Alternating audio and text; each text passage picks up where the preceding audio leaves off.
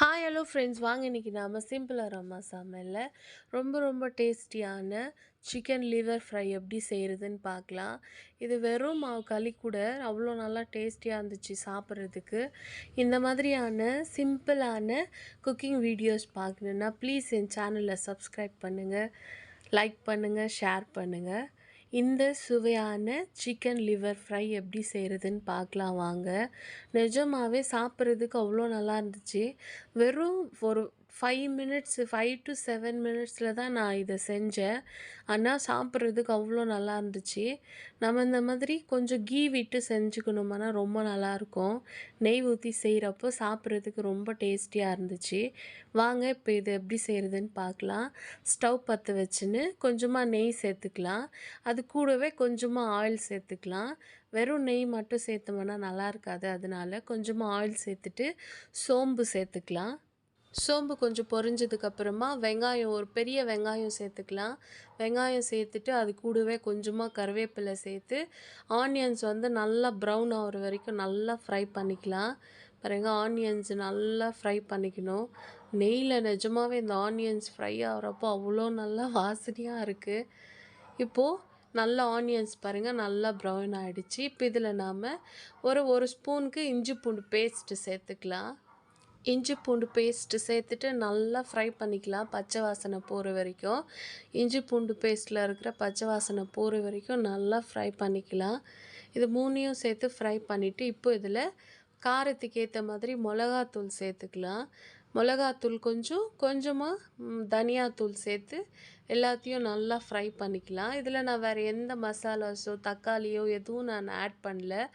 வெறும் மிளகாத்தூள், தனியாத்தூள், வெங்காயம், இஞ்சி பூண்டு பேஸ்ட்டு, கருவேப்பிலை சேர்த்து நல்லா நெய்யில் வதக்கிக்கலாம். நல்லா ஃப்ரை பண்ணிவிட்டு இப்போது இதில் நாம் எடுத்து வச்சுருக்கிற லிவரை சேர்த்துக்கலாம். க்ளீன் பண்ணி வச்சுருக்கேன். அது கூடவே நான் ஒரு உருளைக்கிழங்கு வேக வச்சுருந்தேன், அதையும் சேர்த்துக்கலாம். இப்போது இந்த லிவரை நாம் நெய்யில் நல்லா ஃப்ரை பண்ணலாம். மசாலாஸோடு சேர்ந்து நல்லா ஃப்ரை ஆகிறப்போ நல்லா டேஸ்டியாக இருக்கும். ஒரு 2-3 மினிட்ஸ் நாம் நல்லா நெய்யில் ஃப்ரை பண்ணலாம். இப்போது தேவையான அளவு சால்ட் சேர்த்துக்கலாம்.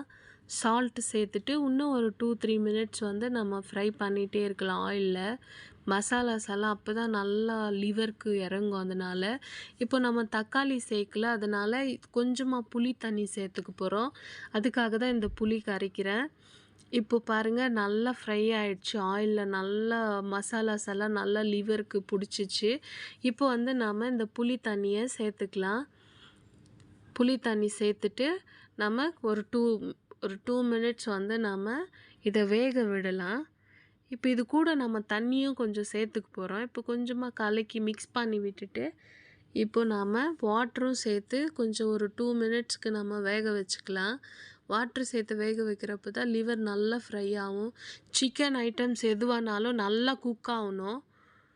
இப்போது கொஞ்சமாக தண்ணி சேர்த்துக்கலாம். கொஞ்சமாக தண்ணி சேர்த்து பாருங்கள், இந்த அளவுக்கு ஃப்ரை ஆன பிறகு இப்போ இதில் நாம் பெப்பர் பவுடர் சேர்த்துக்கலாம். பெப்பர் பவுடர் சேர்த்துட்டு நல்லா மிக்ஸ் பண்ணி விட்டுட்டு ஸ்டவ் ஆஃப் பண்ணிடலாம். அவ்வளோதான், ரொம்ப சுவையான சிக்கன் லிவர் ஃப்ரை ரெடி ஆகிடுச்சு.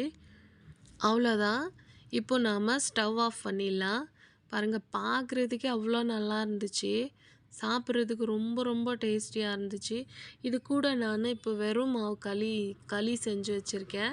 இப்போ இந்த களி கூட சாப்பிட்றதுக்கு எடுத்து வச்சுருக்கேன். ரொம்ப நல்லா இருந்துச்சு.